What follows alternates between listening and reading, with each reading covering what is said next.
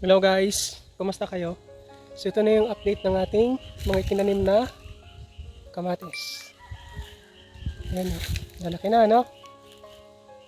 Diba?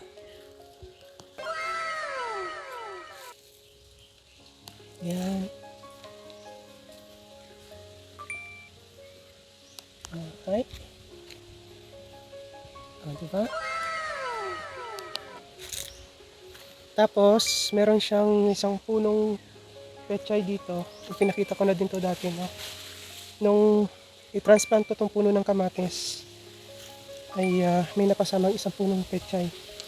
Ngayon, ito na siya. Charan! So, bunutin na natin. Gablag ako. Gablag! So, ipatot.